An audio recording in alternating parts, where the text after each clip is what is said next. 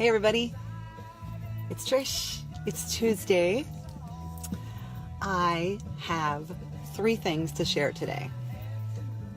And this video is going out to especially my friends in entrepreneurship of any kind, but also this video is going out. This is a couple of tips from me about how to push yourself forward when you're either when you're feeling stuck or when you maybe have a task that you're putting off, whether it's personal, professional, family, whatever it is, like cleaning out a closet and you keep putting it off. Okay, so it could be something like that, or it could be if you're in my industry, making that phone call to the person that you really would love to talk to about your product or your service, and that maybe you feel a little bit intimidated by getting in touch with these people. Okay, we all go through that. Some days you really feel, you're just in the zone, and some days you're just so not. So for the days that you're not in that zone of just kind of putting everything you got into something, I have 3 suggestions, 3 things that I do that work for me. And I'm going to go 3, 2, 1. All right. So number 3, like Dave Letterman, the number 3 way to get yourself motivated is to get up, get moving, and even get singing. So as follows. I don't mean just your morning routine, your morning workout, your daily strength training, whatever you do to be fit. I don't mean that. That's equally as important, but what I'm talking about is doing something physical right before you're going to approach that closet that you have to clean out, or those top 3 names on your chicken list if you're in sales, or if you're a student, if you are I have to do this project, and you're just feeling overwhelmed and you don't know where to start, right? So anything where you need a little bit of a right? You got to move. So, if you're in an office and you can't get up and bop around, right? Then just sit at your desk and find some music. Find your favorite song that you love to move to, right? Again, not one that you're necessarily playing at the gym if you're on the treadmill, but if that works, great. Just do something to get yourself moving. Find, one of your top favorite songs that just makes you go, yeah, right? So that's number 1. And I want to add into number 1, sing. Okay. And I'm a professional singer, and I'll tell you what, I don't always sing just for pleasure. And one of the great trainers and mentors that I am working with and blessed to be learning from with my new company, he talked about singing. And one day at a training, or maybe it was on a webinar, I think it was a webinar, he just started singing. Sing whatever you want. You can sing like a classical opera singer. You can sing country music. I don't know too many people that don't like to sing, right? Everybody likes to sing. So sing your favorite song, find a song to sing to.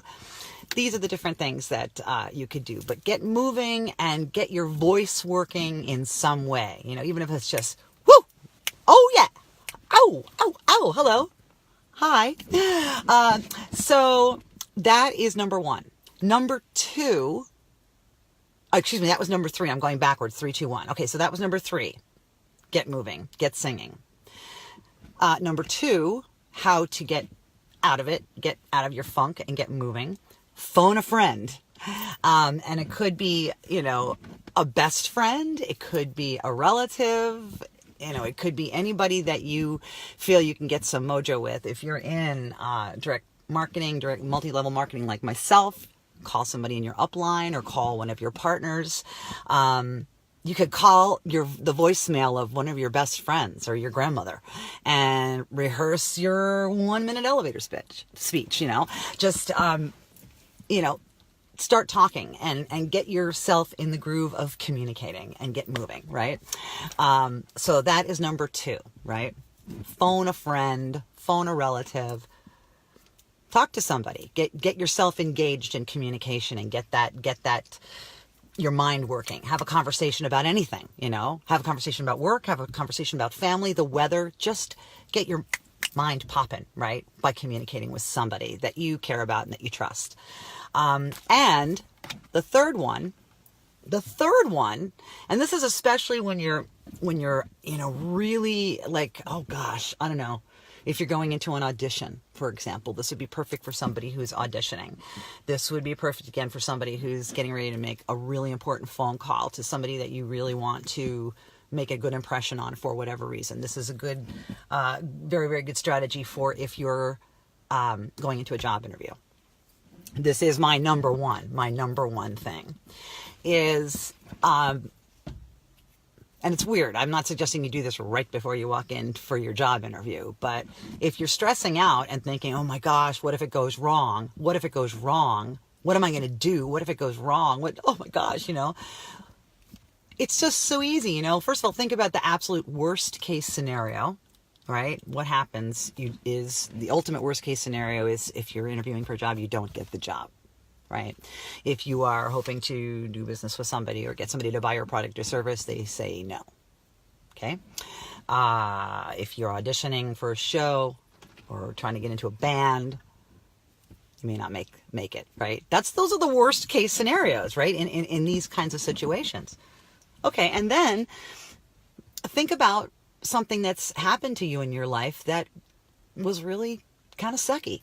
All right. Think about, not too many people I know have come through, at least to my age, and, even younger people, millennials, and even people into their 20s haven't come through that much living without having some kind of loss or, unexpected crises that, changed their dynamic briefly, maybe changed their perception of the world, right? We've all had...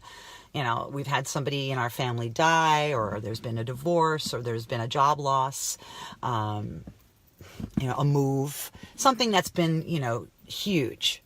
Okay. Think about an event like that and how you felt, right? Especially if it was a loss. Think about that. And then think about that compared to the worst case scenario for a job interview or an audition or, trying to offer your products and services to somebody, okay? It doesn't really compare. Okay? People, they're either going to be interested in what you're trying to do or they're not. So just go for it and just don't be living in your head of all the what ifs. Think about your worst shitty day that you ever had, right?